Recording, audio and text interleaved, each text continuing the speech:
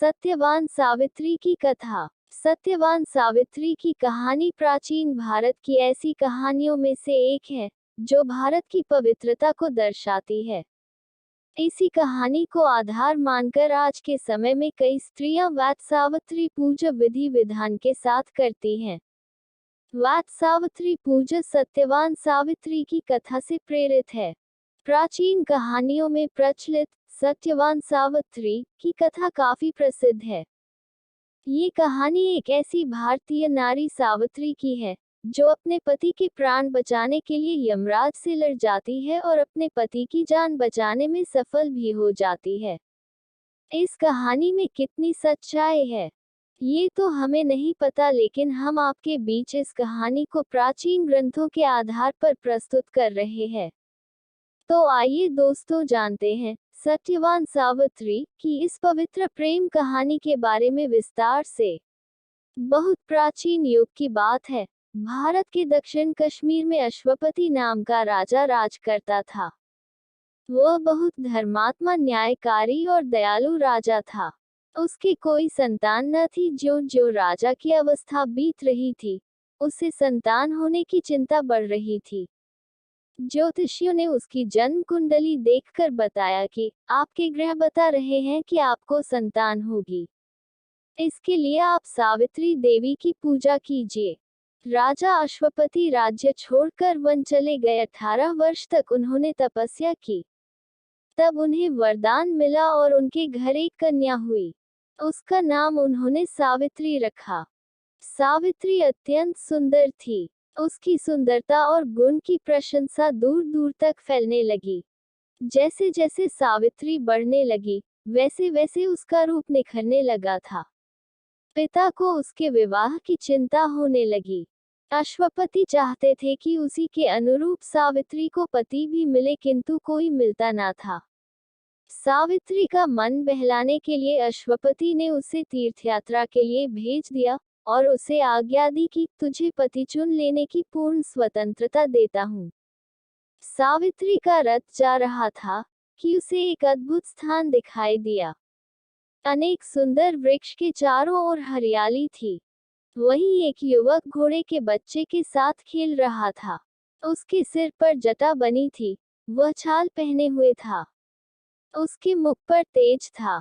सावित्री ने देखा और मंत्री से कहा कि आज यही विश्राम करना चाहिए। रथ जब ठहरा, वह युवक परिचय पाने के लिए उनके पास आया। उसे जब पता चला कि वह राजकुमारी है तो वह उन्हें बड़े सम्मान से अपने पिता के आश्रम में ले गया। उसने ये भी बताया कि मेरे माता पिता दृष्टिहीन हैं। मेरे पिता किसी समय सालवा देश के राजा थे। वह इस समय यहाँ तपस्या कर रहे हैं और मेरा नाम सत्यवान है। दूसरे दिन सावित्री घर लौट गई और बड़ी लज्जा तथा शालीनता से उसने सत्यवान से विवाह करने की अनुमति मांगी। राजा अश्वपति बहुत प्रसन्न हुए कि सावित्री को उसके अनुरूप वर मिल गया है। किंतु बाद में ज्योतिषियों से पता चला कि सत्यवान की आयु बहुत कम है। वह 1 साल से अधिक जीवित नहीं रहेगा। ये जानने के बाद सावित्री के पिता को बहुत दुख हुआ। उन्होंने सावित्री को सब प्रकार से समझाया कि ऐसा विवाह करना जन्म भर के लिए दुख मोल लेना है। सावित्री ने कहा, पिताजी, मुझे इस संबंध में आपसे कुछ कहते हुए संकोच तथा लज्जा का अनुभव हो रहा है। मैं विनम्रता के साथ यह निवेदन करना चाहती हूँ कि आपने मुझे वर चुनने की स्वतंत्रता दी थी। मैंने सत्यवान को चुन लिया। अब अपनी बात से हटना आपके आदर्श का अपमान हुआ और युग युग के लिए अपने तथा अपने परिवार के ऊपर कलंक लगाना हुआ।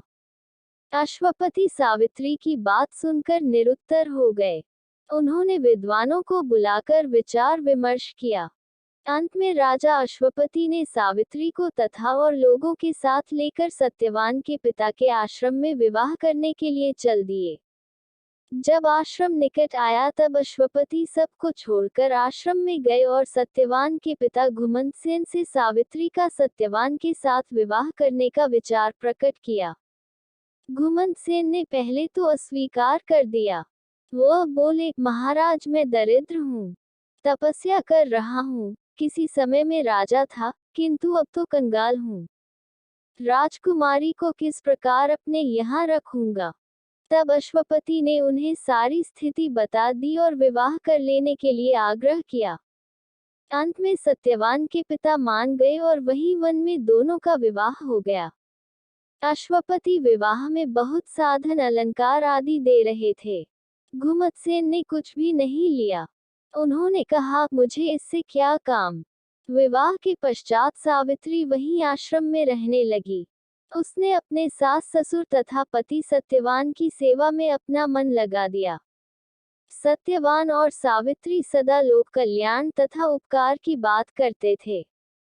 सावित्री दिन भर घर का काम काज करती थी। जब कभी उसे अवकाश मिलता था तो वह भगवान से अपने पति की लंबी आयु की प्रार्थना करती थी। जैसे जैसे समय निकट आता गया उनकी चिंता बढ़ती गई। जब सत्यवान के जीवन के 3 दिन शेष रह गए तो सावित्री ने भोजन छोड़ दिया और दिन रात प्रार्थना करने लगी। लोग उसे भोजन करने के लिए समझाते किंतु वह सबका अनुरोध टालती रही। तीसरे दिन जब सत्यवान जंगल में लकड़ी काटने जा रहे थे, सावित्री भी उनके साथ चली गई। सत्यवान ने समझाया कि तुमने 3 दिन से कुछ खाया नहीं है, तुम मेरे साथ मत जाओ। किंतु वह नहीं मानी और सत्यवान के साथ वन को चली गई। सत्यवान एक पेड़ पर लकड़ी काटने के लिए चढ़ गया। थोड़ी देर में उसने लकड़ी काट कर गिरा दी। सावित्री ने कहा, लकड़ी बहुत है, उतर आइए। सत्यवान पेड़ से उतरा। सत्यवान ने कहा, मेरे सिर में चक्कर आ रहा है। धीरे धीरे सिर में चक्कर बढ़ने लगा। सत्यवान धीरे धीरे बेहोश होने लगा और कुछ क्षण में उसके प्राण पखेरु उड़ गए। ये सब सावित्री पहले से जानती थी। फिर भी उसने अपने पति को निष्प्राण देखा और वह रोने लगी। इसी समय उसे ऐसा जान पड़ा कि कोई भयानक तेजपूर्ण परछाई उसके सामने खड़ी है। उसे देखकर सावित्री भयभीत हो गई। फिर अचानक न जाने कहां से उसमें बोलने का साहस आ गया। उसने कहा, प्रभु, आप कौन हैं? उस छाया ने कहा, मैं यमराज हूँ। मुझे लोग धर्मराज भी कहते हैं। मैं तुम्हारे पति के प्राण लेने आया हूँ। तुम्हारे पति की आयु पूरी हो गई है, मैं उसके प्राण लेकर जा रहा हूँ। इतना कहकर यमराज सत्यवान के प्राण लेकर चलने लगे। सत्यवान का शरीर धरती पर पड़ा रहा। सावित्री भी यमराज के पीछे पीछे चलने लगी। थोड़ी देर बाद यमराज ने मुड़कर पीछे देखा तो सावित्री भी चली आ रही थी। यमराज ने कहा, सावित्री, तुम कहाँ चली आ रही हो? तुम्हारी आयु बाकी है, तुम हमारे साथ नहीं आ सकती, लौट जाओ। इतना कहकर यमराज आगे बढ़े। कुछ देर बाद यमराज ने फिर मुड़कर देखा तो सावित्री चली आ रही थी। यमराज ने फिर कहा, तुम क्यों मेरे पीछे आ रही हो? सावित्री बोली, महाराज, मैं अपने पति को कैसे छोड़ सकती हूँ? यमराज ने कहा, जो ईश्वर का नियम है वह नहीं बदला जा सकता। तुम चाहो तो कोई वरदान मुझसे मांग लो। केवल सत्यवान का जीवन छोड़कर जो मांगना है मांग लो और चली जाओ। सावित्री ने बहुत सोचकर कहा, मेरे सास और ससुर देखने लगे और उनका राज्य वापस मिल जाए। यमराज ने कहा, ऐसा ही होगा। थोड़ी देर बाद यमराज ने देखा कि सावित्री फिर पीछे पीछे आ रही है। यमराज ने सावित्री को बहुत समझाया और कहा, अच्छा, एक वरदान और मांग लो। सावित्री ने कहा, मेरे पिता को संतान प्राप्त हो जाए। यमराज ने वरदान दे दिया और आगे बढ़ गए। कुछ दूर जाने के बाद उन्होंने पीछे गर्दन घुमाकर देखा, सावित्री चली आ रही है। उन्होंने कहा, सावित्री, तुम क्यों चली आ रही हो? ऐसा कभी नहीं हुआ, कोई जीवित शरीर मेरे साथ नहीं जा सकता, इसीलिए तुम लौट जाओ। सावित्री ने कहा, अपने पति को छोड़कर नहीं जा सकती, शरीर का त्याग कर सकती हूँ। यमराज चकराया कि यह एक कैसी स्त्री है, इतनी देर से कोई बात नहीं मानती, पता नहीं क्या करना चाहती है।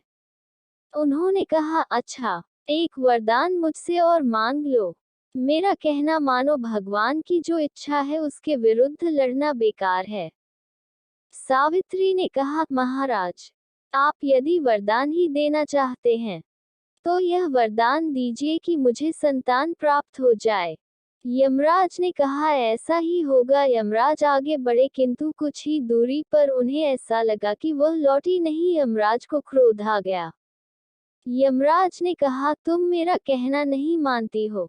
सावित्री ने कहा, धर्मराज, आप मुझे संतान प्राप्ति का आशीर्वाद दे चुके हैं और मेरे पति को अपने साथ लिए जा रहे हैं, ये कैसे संभव है? यमराज को अब ध्यान आया। उन्होंने सत्यवान के प्राण छोड़ दिया और सावित्री की दृढ़ता और धर्म की प्रशंसा करते हुए चले गए। इधर सावित्री उस पेड़ के पास पहुंची जहां सत्यवान जीवित पड़ा था। सावित्री ने अपनी धर्म तथा तपस्या के बल से असंभव को संभव बना दिया। तप और दृढ़ता में इतना बल होता है कि उसके आगे देवता भी झुक जाते हैं। इसी कारण सावित्री हमारे देश की नारियों में सर्वश्रेष्ठ हो गई और आज तक वह हमारे देश का आदर्श बनी हुई है। दोस्तों, भारत में सत्यवान सावित्री की कहानी आज भी लोगों के जहन में जिंदा है। हमारे भारत की ऐसी कहानियों से ही पता चलता है कि हमारा प्राचीन भारत कितना महान था। दोस्तों, अगर आपका कोई विचार हो तो हमें नीचे कमेंट बॉक्स में लिखकर भेजें। आपको हमारी सत्यवान सावित्री स्टोरी पसंद आई हो तो अपने दोस्तों के साथ सोशल मीडिया पर शेयर करें और ऐसे ही रेगुलर अपडेट पाने के लिए आप हमारे चैनल को सब्सक्राइब कर सकते हैं।